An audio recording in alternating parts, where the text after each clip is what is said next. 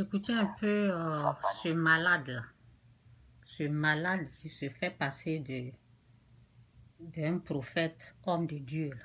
Écoutez ce malade. De l'Europe. Et quand elle dit clairement dans sa note, je vais également faire un signalement à la mission interministérielle de vigilance et de lutte contre les dérives sectaires en relatant ce que nous y avons vécu. Qu'elle dit nous, elle-même son pasteur dedans, son pasteur de l'île. Qu'elle dit, pour dire les choses relatées, ce que nous y avons vécu, c'est-à-dire les horreurs sectaires qu'elles ont vécues, ou dans ces milieux, or elle sort de l'île, elle persévère. Donc ça veut dire que même son pasteur là-bas, c'est une plainte déposée pas seulement contre moi, mais aussi contre son pasteur. Comme pour dénoncer que nous sommes une secte. Pourquoi, mes amis? Pourquoi autant de haine, autant de méchanceté? Pourquoi?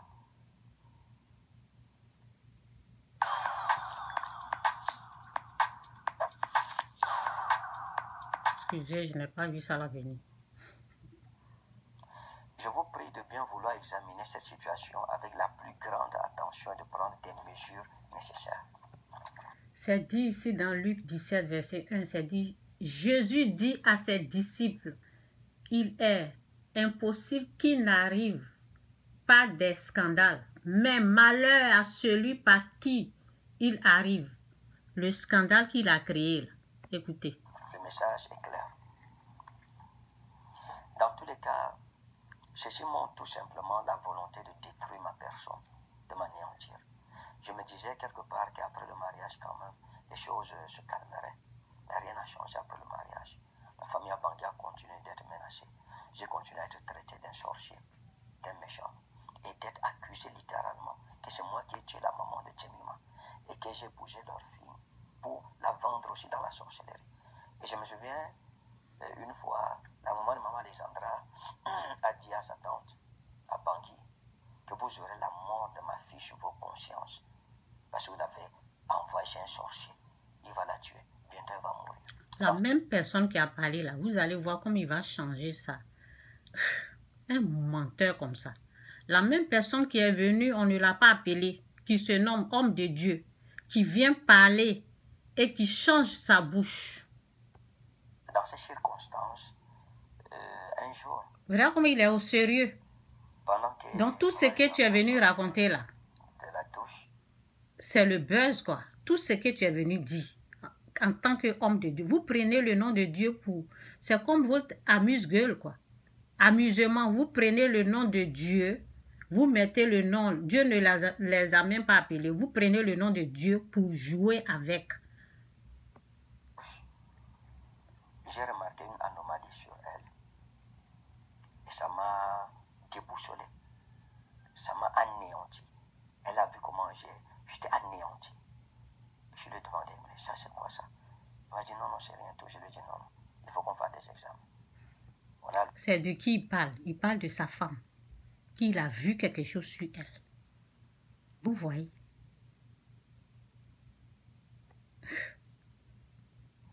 Pendant que maman Alexandra sortait de la douche, j'ai remarqué une anomalie. Ça, c'est nous qui t'avons envoyé pour venir dire ça? Déboussolé. Ça m'a anéanti. Elle a vu comment j'étais anéanti. Je lui ai demandé, mais ça c'est quoi ça? Elle m'a dit non, c'est rien tout. Je lui ai dit non, il faut qu'on fasse des examens. On est à l'hôpital, on a fait des examens. Là, j'ai insisté formellement et on a fait des examens. Lorsqu'on a fait les examens, je suis allé prendre le résultat. Écoutez-le ici encore. Où il est même, ce menteur, ce faux pasteur, ce faux homme de Dieu. Écoutez-le ici. Moi non, non mes amis. J'ai pris une décision. Si ça plaît à quelqu'un, ok. Ça ne me plaît pas, je ne cherche pas à plaire à qui que ce soit. Non, mais il faut comprendre qu'il y a un adage en hébreu qui dit Naftulay Elohim Niftalti. Un menteur comme ça. J'ai combattu les guerres d'Elohim. Non, faut pas déranger les gens, faut pas déranger comme ça. C'est même quelle histoire ça? C'est quelle histoire? C'est quelle histoire ça où tout le monde va venir parler et dire et raconter n'importe quoi? Moi, je ne sais pas. On t'a envoyé. On t'a envoyé. Quand vous prenez le nom de Christ, quand vous prenez le nom de Dieu, là, respectez le nom de Dieu. Les gens qui sont dans vos églises, c'est à cause de eux, là, on fait des vidéos pour les prévenir que ils sont avec du faux. Après avoir sali le nom de sa femme et sa belle-mère, le nom des pasteurs, voici sa réaction. Écoutez-le. Non,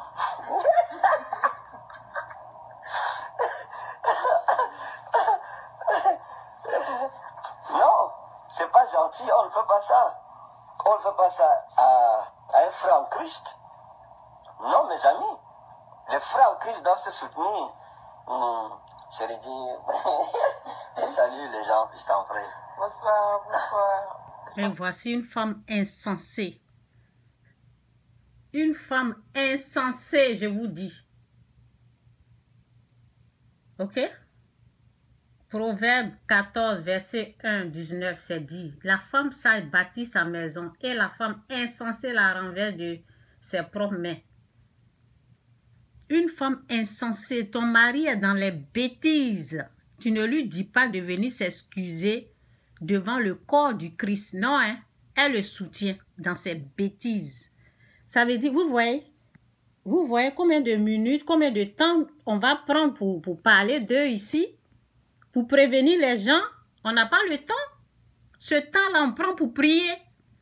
Vous êtes en train de vous amuser à le nom de Dieu, au fait. C'est à cause du nom de Dieu que nous autres, on est là, on est en train de parler. Pour dire quittez dans ces églises comme ça. Quittez. Regardez comment il est venu s'asseoir, parler de sa femme. Et c'est choquant, au fait. C'est choquant de voir un homme de Dieu qui veut divorcer avec sa femme pendant qu'elle est malade. Et aujourd'hui, ils prennent ça pour s'amuser, pour montrer que c'est un buzz. Moi, je ne pense pas. Je ne pense pas que c'est un buzz. C'était, moi, chez moi, ça peut être deux cas. Ça peut être la vérité. Et comme ils ont honte, ils se sont réconciliés. Donc, ils vont venir montrer que c'est un buzz. Ou bien, peut-être ça peut être un buzz. Ça, je ne sais pas. Mais c'est un buzz d'un mauvais goût, en fait. D'un mauvais goût. La Bible dit Dieu ou maman, Dieu ou l'argent, parce que le beurre, c'est quoi? C'est les vues, c'est... Vous voyez? C'est pour avoir beaucoup d'abonnés. Donc, c'est de... Franchement, vous faites vomir, vous deux, là. J'espère que vous allez bien. Vous faites vomir, hein? Dieu vous bénisse en tout cas. Si vous voulez montrer votre amour, là, montrez ça en vous-même. Ce n'est pas le monde que vous avez besoin pour vous montrer au monde que vous aimez. Si vous aimez là, ça se fait entre vous là-bas. On n'a pas besoin de ça. Il y a eu le feu aux États-Unis. On est en train de prier pour les gens. Vous êtes là en train de distraire le peuple. Donc je ne vais pas durer ici là. Ça fait vomir au fait. Voilà, je vous présente Maman Alexandra. Regarde comment c'est long. La distraction, la lune de miel, mon œil. Hey, écoutez. On n'a rien vu. Personne, aucun prophète dans toute l'église de Dieu, de tous ceux qui sont intervenus, personne, Dieu n'a dit à personne que va dire à l'église, ainsi par l'Éternel, mon serviteur, ma servante se sont retirés. Et alors, ils sont en train de suivre tous les directs. Est-ce que Dieu a ton temps? Dieu n'a pas ton temps. Dieu n'a pas ton temps. Dieu n'a pas ton temps pour dire à quelqu'un que oui, ils se sont retirés. On s'en fout de vous, au fait. Ceux qui nous intéressent, c'est ceux qui vont dans ton église. C'est eux là. On s'en fout parce que quand on vous regarde, on sait que tu es un gros menteur. Tu dis quelque chose aujourd'hui, demain tu chantes ta bouche. Dieu s'en fout de vous. C'est les brebis perdues qui sont chez vous là. C'est à cause de nous autres, on fait des vidéos pour dire, lui là, c'est un faux. Oui, c'est un faux. Comment reconnaître le faux? Voici le comportement. Par leur comportement. C'est ce que la Bible dit. Et voici ça. Attendez. Où j'ai mis même. Je vais revenir ici, là.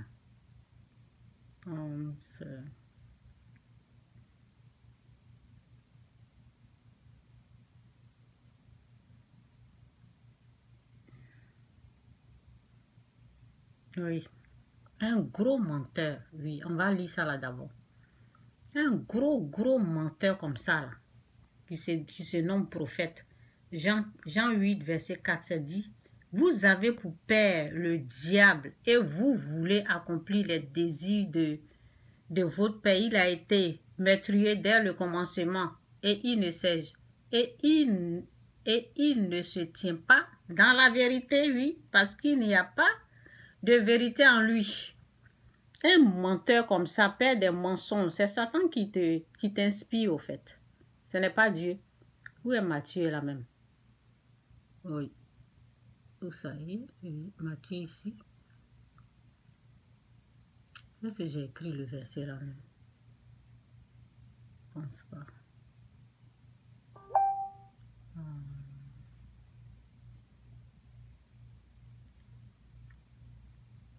Bon, on va lire un peu ici là. On va lire un peu ici là. Au fait, ici ça parle de Jésus. Et il quitta et s'éloigna, il pria pour la 3e fois, répétant les mêmes choses. Puis il alla vers ses disciples et leur dit, « Vous dormez maintenant et vous vous reposez, que Dieu vous aide à comprendre sa parole. Et vous vous reposez. Voici l'heure est proche et le Fils de l'homme est livré aux mains des pécheurs. » Vous savez, Jésus était occupé. Il priait sans cesse. Il a dit prier sans cesse. Veillez et priez. C'est ce que Dieu nous montre. Voilà. Veillez et priez afin que vous ne tombiez pas dans la tentation. L'esprit est bien disposé, mais la chair est faible. On nous montre la prière. Nous autres, on est en train de passer notre temps à prier. Toi, tu viens nous distraire. Voici ce qu'un homme de Dieu doit montrer à ses fidèles. La prière. Mais non, hein. Toi, tu viens sur les réseaux. Tu racontes des bêtises.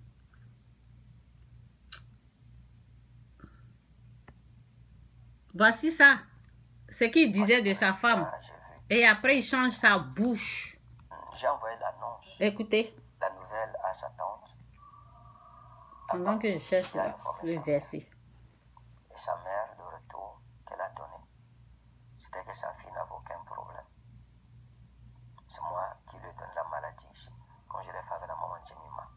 Je suis en train de vouloir tuer sa fille, comme je l'ai fait pour la maman de Jemima, parce que je suis un sorcier. Je cherchais une autre victime. Je voulais encore verser le sang. Et c'est sa fille que j'ai choisie. Vous aurez la mort de ma fille sur votre conscience. Il finit de dire ça là, écoutez-le ici. Personne n'a vu ça. La question qu'il faut se poser, y a-t-il donc de vrais prophètes dans l'église aujourd'hui? Combien de vrais prophètes il y en a?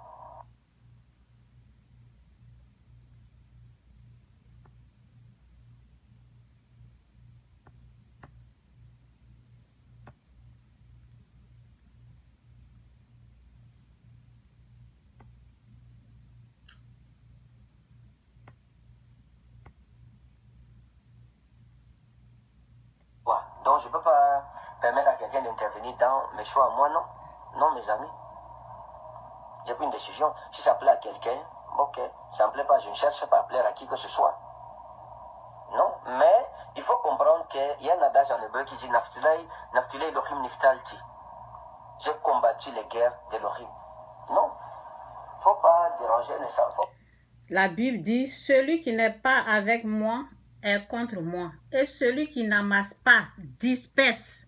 Celui qui n'amasse pas, disperse. C'est sa façon de disperser. C'est sa façon de déranger le corps de Christ. C'est sa façon de venir mélanger la pensée des gens. Ça veut dire, les gens sont occupés en train de prier, chercher Dieu. Toi, tu viens avec des bêtises sur les réseaux. Et voilà. Il ne faut pas déranger comme ça. Faut pas déranger. Qui est venu déranger le corps de Christ? Qui est venu dire qu'il est prophète, que voici sa femme tombe malade, qui va renvoyer sa femme. Et la personne revient encore pour dire qu'on est en train de le déranger. C'est quelle histoire ça où tout le monde va venir parler et dire et raconter n'importe quoi? On parle parce que c'est de Christ qu'il s'agit. C'est de Dieu qu'il s'agit. On ne prend pas le nom de Dieu pour faire des bêtises. On n'utilise pas le nom de Dieu pour embrouiller les gens, pour distraire les gens. Tu as compris? Quand vous prenez le nom de Dieu là, respectez le nom de Dieu. Moi, je ne sais pas. Une femme insensée comme ça. Quelqu'un vient dénigrer ta mère, te dénigrer que tu as une maladie.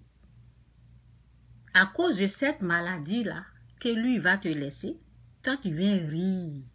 Vous jouez avec qui même? Vous jouez avec le nom de Dieu. Si tu n'étais pas un homme de Dieu, que tu faisais tes bêtises-là, ça n'allait pas intéresser les gens. Ok? Non, c'est pas gentil, on ne peut pas tout ça. Là, on peut pas écouter. Ça, donc, voilà. Lune de miel. Allez-y, faites ça là. Allez-y. Entre vous là-bas, là, il faut montrer à cette femme-là que tu l'aimes. Dans le secret. Dans le secret. Va lui montrer. Au lieu de venir la dénigrer ici. Écoutez, deux bouches. Un faux homme de Dieu comme ça. Quitter son église. Lorsqu'elle ne bougeait pas longtemps, j'allais la toucher pour qu'elle bouge, pour me rassurer que la fille d'autrui n'est pas morte ici. Quand on a fait les examens, j'ai pris les résultats. Le médecin m'a dit, prophète, cette histoire c'est très compliqué. Il faut une opération imminente et urgente. Parce que la situation est telle que si vous ne prenez pas une mesure immédiate là, vous risquez de vous retrouver dans une situation très compliquée, peut-être plus compliquée encore que la première. Alors quand je suis revenu, j'ai parlé avec maman Alexandra. Je lui ai dit, je ne suis pas du tout content de toi. Je ne suis pas content. Et je lui ai dit ça pendant plusieurs jours. Il parle de sa femme. Hein. Il parle de sa femme là. Maintenant, il est en train de rire. Non? Parce qu'ils ont eu honte de la réaction du corps de Christ. Donc c'est pour cela qu'ils se sont mis ensemble. Au lieu de venir avouer et demander pardon pour ce qu'il a voulu faire à sa femme, non. Hein. Il est guindé, effronté. Je ne suis pas du tout content. Regardez ce qu'il disait au départ. Cette situation, tu m'aurais évité cela. Je t'avais bien dit que si tu as un problème, tu connais par quoi je suis venu, d'où je suis. La femme que tu traites de menteuse, elle t'a menti. De menteuse, voici ta bouche. La tribulation que j'ai vécue, je ne peux pas revivre ça 2 fois. Donc sois véridique avec moi. Mais tu n'as pas été véridique envers moi. Tu m'as caché la vérité. Parce que tu ne m'as jamais montré les résultats médicaux de tes examens. Parce que tu savais que si je voyais un seul de ces résultats, le mariage n'aurait pas eu lieu. Et ça, c'est clair. Le mariage n'aurait pas eu lieu. Parce qu'en évoquant seulement la situation, quoique disant que ce n'était pas un problème, non, j'avais arrêté d'abord tout. C'est son père spirituel qui m'a dit non, n'aie pas peur, il faut aller. Je lui ai dit, tu savais consciemment que si tu prenais un résultat médical comme ça, tu me présentais et que je disais le résultat là, le mariage n'aurait jamais eu lieu. Tu n'as pas été transparent envers moi. Tu t'es dit, ok, bon, je ne peux pas lui dire tout. Pour ça qu'on est marié, peut-être, il va découvrir qu'on sera déjà marié. Pourtant, tu avais des résultats chaque année, comme tu m'as dit, tu faisais des contrôles chaque année. Et ta maman est au courant. Maintenant, quand le résultat sort, je t'ai informé, la maman, elle dit que sa fille n'avait pas un problème grave. C'est ici que je lui donne la maladie pour la tuer comme j'ai tué la maman de Jemima. Je lui ai dit, tu m'as mis dans une situation très dangereuse. Maintenant, on m'accuse d'être à l'origine de cette situation médicale.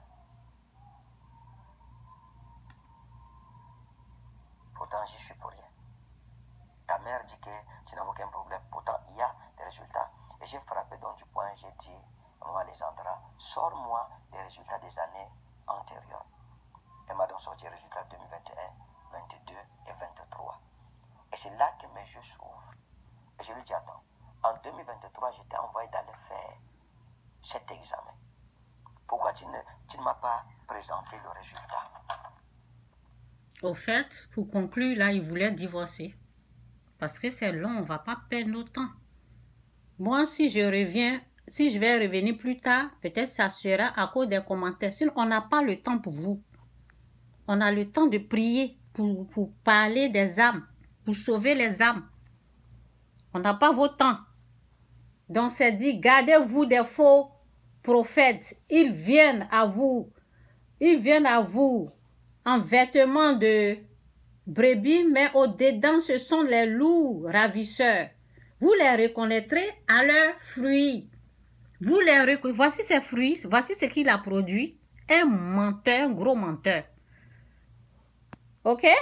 Donc, c'est ça. Et je n'ai pas le temps. Je dois passer à autre chose. Donc, je vais aller vite, vite. On n'a pas ton temps. On n'a même pas... Si vous pensez qu'on a votre temps là, on n'a pas votre temps. On est là pour ceux qui vont dans vos églises là. C'est à cause de nous autres on parle. Sinon, votre comptoir et puis ta femme, vous deux là, on n'a rien à foutre avec votre vie misérable.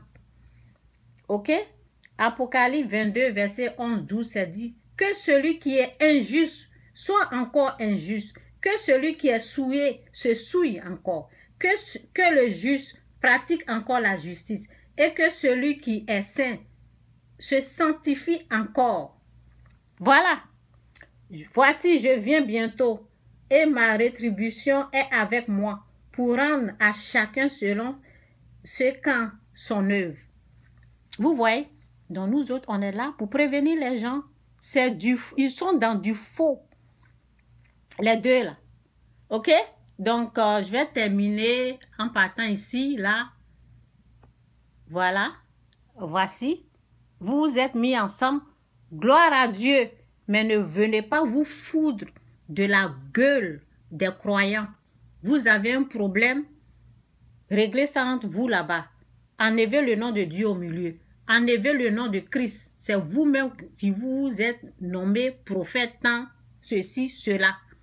C'est pas Dieu qui vous a nommé.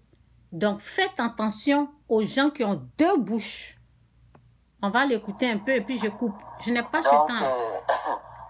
Maintenant, la question qu'il faut poser, il y a une question à poser à l'église. Maintenant, on entre dans les choses sérieuses, chérie.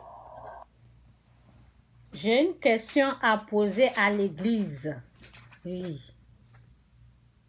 J'ai une question à poser à l'église. L'église n'est pas une poubelle. L'église n'est pas là pour des poubelles de ce genre. Respectez l'église, respectez le corps de Christ. Oui. C'est ça ou c'est pas ça? Okay. C'est ça. Qu'est-ce qu'on avait dit? On attendait quoi ici sur les réseaux? Quand on fait le direct, tu te souviens? On attendait une personne, en tout cas, qui allait dire l'état des choses, c'est-à-dire qu'on était ensemble. Parce que vous n'avez rien tu n'as rien dans ta tête. Tu penses que les gens sont là, les chrétiens sont là pour vous, quoi. C'est ce que vous pensez. Vous n'avez rien dans votre tête. C'est pour nous autres, on parle pour ceux qui vont dans vos églises, ceux qui croient encore en vous. Quittez ces lieux comme ça. Avant de vous diriger dans une église, avant d'aller vous installer dans une église, avant d'aller prier Dieu dans une église, priez, demandez à Dieu si c'est son esprit qui gère là-bas. Il y a des endroits là, Dieu n'est pas là-bas. Vous ne priez pas, vous êtes avec du n'importe quoi. C'est pour cela ça vous sert du n'importe quoi.